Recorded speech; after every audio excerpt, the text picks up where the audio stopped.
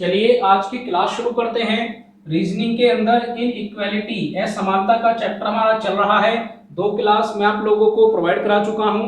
I hope कि दोनों classes को आपने अच्छे से देखा होगा, कॉन्सेप्ट आप लोगों को समझ में आए होंगे और आप अपनी बुक से भी क्वेश्चन को कर पा रहे होंगे। अगर अभी तक आपने पिछली दो क्लास को नहीं देखा है तो लिंक मैंने आज की क्लास के डिस्क्रिप्शन बॉक्स में दे दिया है। वहां जाकर आप अच्छे से पिछली दोनों क्लास को देखें, कॉन्सेप्ट को समझें, अपनी बुक से क्वेश्चन को करें। कहीं पर कोई डाउट अगर होता है तो वो आप मुझे कमेंट बॉक्स में लिख के बताएं। इसके अलावा अगर अभी तक आपने चैनल को सब्सक्राइब नहीं किया है तो चैनल को सब्सक्राइब कर लीजिए। लोकवाणी पाठशाला चैनल का नाम है, खुद भी सब्सक्राइब करें, अपने साथ पढ़ने वाले दोस्तों से भी सब्सक्राइब कराएं ताकि आप सभी को नए कॉन्सेप्ट की जानकारी हो और हर आगे आने वाली क्लास से आप लोग अपडेट रहें। तो भाई पिछली क्लास के अंदर मैंने आपको बताया था कि अगली क्लास में मैं आपको उसी तरह से सवाल कराऊंगा जिस तरह से सवाल एग्जाम के अंदर पूछे जाते हैं। तो भाई एग्जाम के अंदर आपको सबसे पहले स्टेटमेंट दी जाती हैं, उसके बाद आपको कंक्लूजन यानी निष्कर्ष दिए जाते हैं, उसके बाद आपको 5 ऑप्शन दिए जाते हैं। तो सबसे पहले आपको क्या करना होता है भाई, आप स्टेटमेंट यानी कथन की हेल्प से अपने कंक्लूजन यानी निष्कर्ष को चेक करते हैं और जितने निष्कर्ष आपके ठीक होते हैं उसी के आधार पर आप ऑप्शन को सही या गलत बताते हैं। तो चलिए पहले सवाल से पूरे कॉन्सेप्ट को समझते हैं। आपको सबसे पहले क्या करना है, आपको ये निष्कर्ष चेक करने हैं जो आपको ये दो निष्कर्ष दिए गए हैं। किसकी हेल्प से चेक करेंगे, तो भाई स्टेटमेंट की हेल्प से चेक करेंगे। तो भाई ये सब पिछली दो क्लास के अंदर मैं आपको बताकर आया हूं।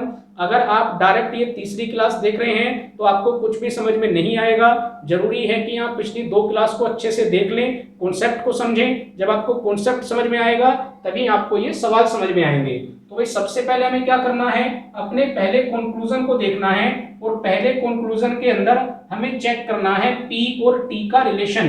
तो भाई अगर P और T का जो रिलेशन आएगा वही आपके निष्कर्ष का रिलेशन होगा तो आपका पहला निष्कर्ष सही होगा, अदरवाइज गलत होगा। अब कैसे चेक करेंगे, तो भाई हमें P से और T पर जाना है। तो आप स्टेटमेंट के अंदर जाकर देखिए क्या आप P से और T पर जा सकते हैं। तो भाई बीच में Q और R है और Q R के बराबर है तो आप क्या कर सकते हैं, आप किसी एक को ले सकते हैं। भाई मैंने R को हटा दिया और केवल Q को रखा। अब आप चेक कीजिए क्या आप P से T पर जा सकते हैं। तो भाई आप कहेंगे बिल्कुल जा सकते हैं क्योंकि दोनों सिंबल एक ही साइड को ओपन है, इसका मतलब आप P से T पर जा सकते हैं। और अब आप यहाँ पर रिलेशन को निकालने के लिए कॉमन का कॉन्सेप्ट लगा दीजिए तो आपको पता लग जाएगा P और T के बीच में क्या रिलेशन है। तो भैया आप चेक कीजिए सिंबल किधर की साइड ओपन है, तो भैया आप बोलेंगे P की तरफ ओपन है। तो हम भी क्या करते हैं भाई, हम भी सिंबल को P की तरफ ओपन कर देते हैं।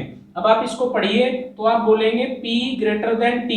तो आप निष्कर्ष को चेक कीजिए तो आप देखेंगे निष्कर्ष में भी यही लिखा है P ग्रेटर देन T, इसका मतलब पहला निष्कर्ष आपका सही है। इसी तरह से अब दूसरे निष्कर्ष को चेक करते हैं तो हमें रिलेशन बताना है S और Q के बीच में। तो भाई ये देखिए स्टेटमेंट के अंदर क्या आप S से Q पर जा सकते हैं। तो भाई आप कहेंगे बिल्कुल जा सकते हैं क्योंकि दोनों सिंबल एक ही साइड को ओपन है। तो यहाँ पर भी कॉमन का कॉन्सेप्ट लगेगा, सिंबल किधर ओपन है, Q की तरफ ओपन है। तो आप भी क्या करेंगे, आप भी सिंबल को Q की तरफ ओपन कर देंगे। अब आप इसको क्या पढ़ेंगे, तो भाई आप बोलेंगे S लेस देन Q। तो आप चेक कीजिए क्या निष्कर्ष के अंदर भी यही लिखा है, बिल्कुल लिखा है S लेस देन Q, इसका मतलब आपका दूसरा निष्कर्ष भी ठीक है। अब आते हैं ऑप्शन पर। तो भाई ऑप्शन आपको इसी तरह से दिए जाते हैं कि आपका पहला निष्कर्ष सही है, आपका दूसरा निष्कर्ष सही है। इस तरह से आपको 5 अलग अलग ऑप्शन दिए जाते हैं। तो भाई क्योंकि हमारे दोनों निष्कर्ष ठीक आए हैं तो आप फोर्थ वाले ऑप्शन को देखेंगे तो यहाँ पर क्या लिखा है A व B दोनों। तो हमारा ये फोर्थ वाला ऑप्शन क्या होगा, सही होगा। आई होप कि पहला क्वेश्चन आपको अच्छे से समझ में आया है। चलिए दूसरा सवाल देखते हैं। तो भाई दूसरे सवाल के अंदर सबसे पहले आप स्टेटमेंट को ध्यान से देखिए कि आपको स्टेटमेंट कैसी दी गई है। तो भाई अगर आप P और Q की बात करते हैं तो P और Q के बीच में जो रिलेशन है वो ग्रेटर देन का रिलेशन है, लेकिन उसको काट रखा है, यानी ये कह रखा है कि P Q से बड़ा नहीं है। भाई काटने का मतलब क्या हुआ, ये नोट को रिप्रेजेंट कर रहा है कि P Q से बड़ा नहीं है। भाई अगर P Q से बड़ा नहीं है तो या तो P Q से छोटा होगा और या फिर P Q के बराबर होगा। तो तो अगर आपको इस तरह के सवाल मिलते हैं तो भाई आप इस रिलेशन को यहाँ से हटा दीजिए और जो नया रिलेशन बन के आ रहा है उसे आप यहाँ पर लगा दीजिए। तो वापस आपकी स्टेटमेंट पहले जैसी बन गई। अब आप वापस क्या करेंगे, आप निष्कर्ष को चेक करेंगे। तो सबसे पहला निष्कर्ष है P और R के बीच में। तो भाई P और R के बीच में रिलेशन देखते हैं क्या आ रहा है। तो भाई हमें वही चेक करना है कि क्या हम P से R पर जा सकते हैं। तो भाई बिल्कुल जा सकते हैं। Q और R बराबर हैं, तो यहाँ से मैं Q को हटा देता हूँ। आप P से R पर पहुंच जाएंगे और दोनों के बीच में क्या रिलेशन आ रहा है। तो भाई R की तरफ को ये सिंबल ओपन है, तो आप भी R की तरफ को ओपन करेंगे और इक्वल भी लगा देंगे। तो आप क्या पढ़ेंगे, P less than equals to R। तो आप देखिए क्या आपका निष्कर्ष भी यही है। तो भाई निष्कर्ष ऐसा नहीं है, इसका मतलब पहला निष्कर्ष आपका गलत होगा। दूसरे निष्कर्ष को चेक करते हैं। तो हमें रिलेशन बताना है P और S के बीच में। तो भैया आप चेक कीजिए क्या आप P से S तक जा सकते हैं। तो भाई बिल्कुल जा सकते हैं। दोनों सिंबल एक ही तरफ को ओपन है और किसकी तरफ ओपन है, तो S की तरफ ओपन है। तो भाई आप भी S की तरफ ओपन कर देंगे। अब आप इसको क्या पढ़ेंगे, तो भाई आप बोलेंगे P लेस देन S। तो जरा चेक कीजिए दूसरे निष्कर्ष में क्या लिखा है, P लेस देन S। तो इस बार आपका केवल दूसरा निष्कर्ष सही होगा। तो इसका मतलब कौन सा ऑप्शन ठीक है, तो भाई दूसरा ही ऑप्शन ठीक है, केवल बी। आई होप कि दोनों क्वेश्चन आपको समझ में आए। चलिए तीसरा सवाल देखते हैं। तीसरे सवाल के अंदर आपको दो अलग अलग स्टेटमेंट दी गई है।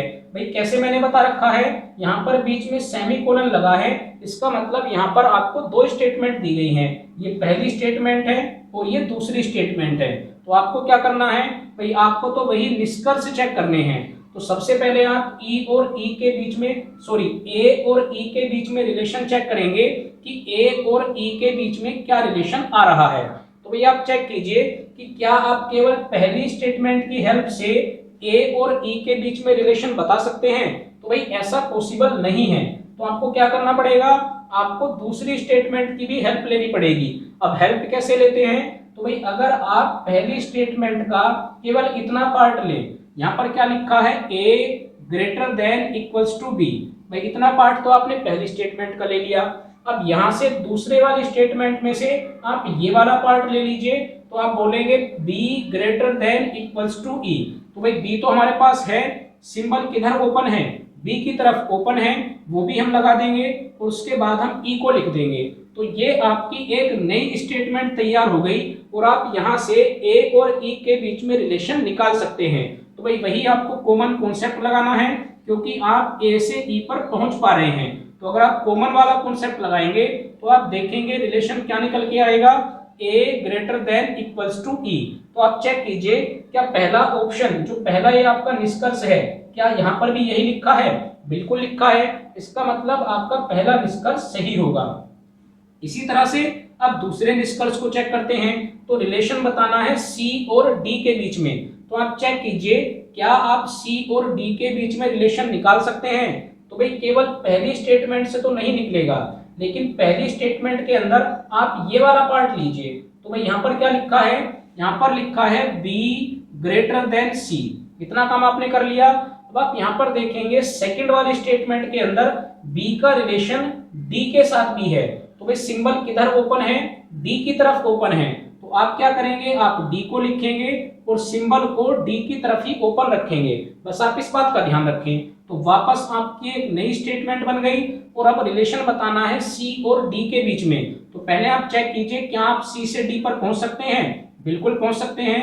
दोनों सिंबल एक ही तरफ को ओपन है, तो रिलेशन क्या आएगा, भाई D की तरफ को ओपन है, तो आप भी D की तरफ को ही ओपन रखेंगे।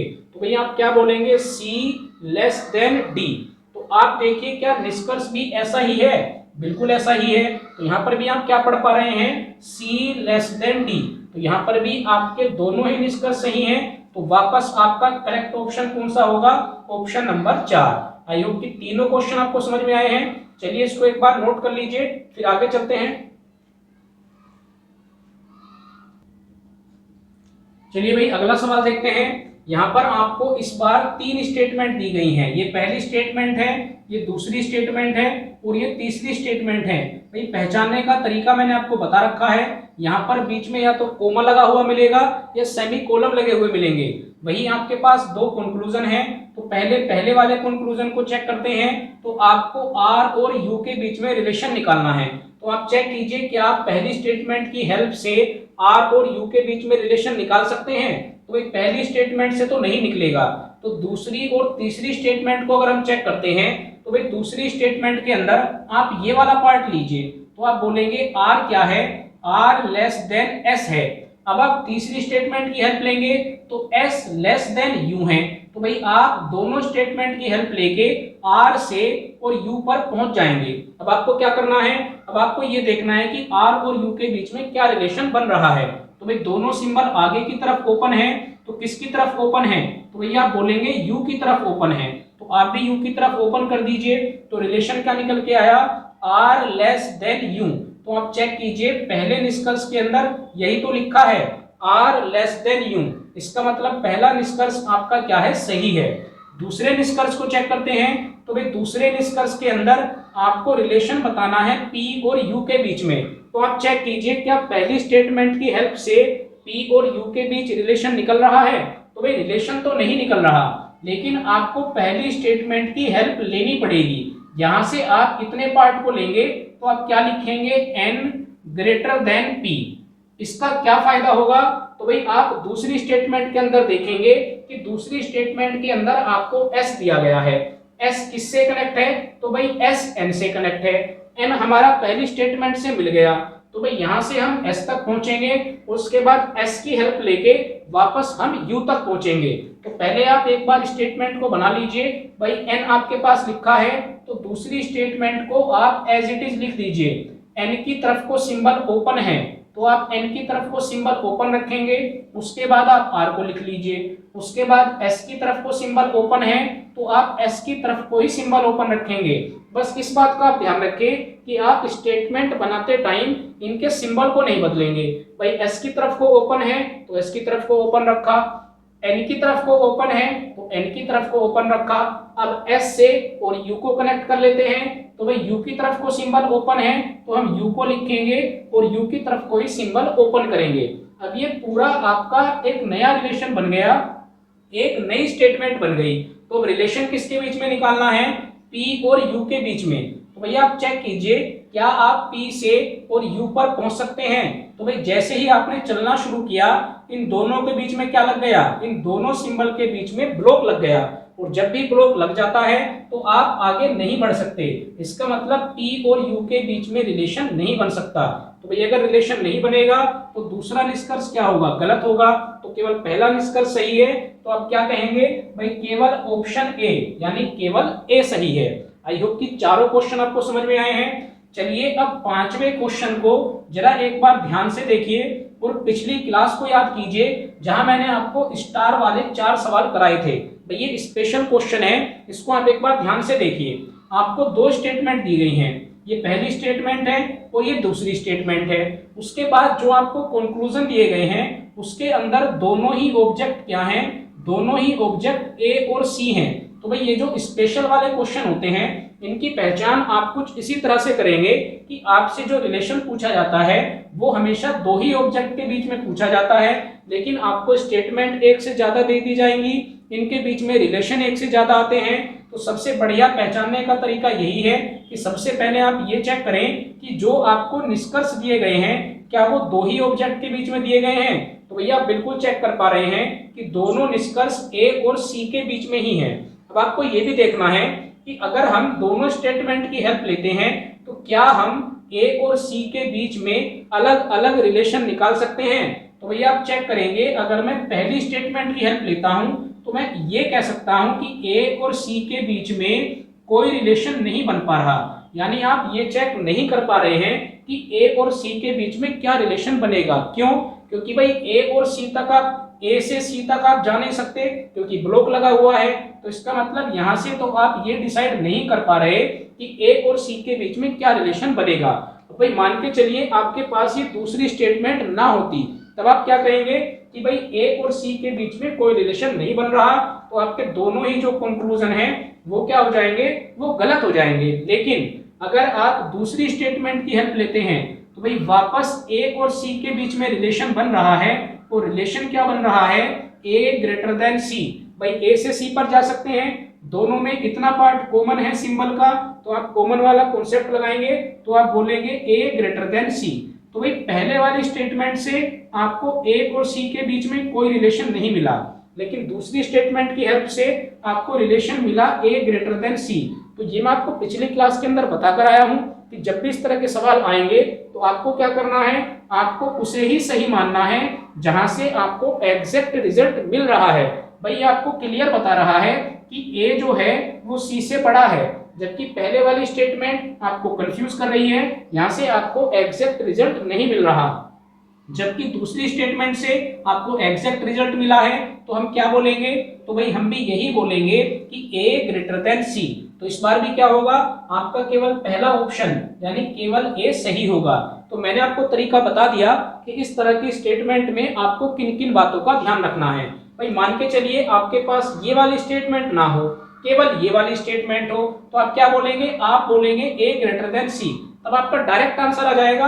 भाई ये तो गलत हो ही जाएगा, लेकिन इस वाली स्टेटमेंट के आने से ये जो कंफ्यूजन क्रिएट हुई है, इसमें आप वही आंसर सही देते हैं जो आपका एग्जैक्ट रिजल्ट निकल के आता है। तो भाई आई होप कि पांचों सवाल आपको अच्छे से समझ में आ गए हों। और अभी तक आप देखेंगे तो हमने तीसरे ऑप्शन की बात नहीं की। भाई तीसरा भी एक स्पेशल केस है, यहाँ पर लिखा होता है या तो ए या बी। तो अगली क्लास के अंदर जो मैं आपको सवाल कराऊंगा वो इसी तरह के सवाल होंगे जहां आपका ये तीसरा ऑप्शन सही होगा। तो ये कॉन्सेप्ट भी एग्जाम के अंदर कई बार पूछा जाता है, तो अगली क्लास को भी आप अच्छे से देखें, कॉन्सेप्ट को समझें, उसके बाद आप अपनी बुक से क्वेश्चन को करें। कहीं पर कोई डाउट अगर आए तो वो आप मुझे कमेंट बॉक्स के अंदर लिख के बताएं। तो भाई अगली क्लास में ईदर और या तो ए या बी वाले कॉन्सेप्ट के साथ वापस आप लोगों से मुलाकात होगी। Thank you.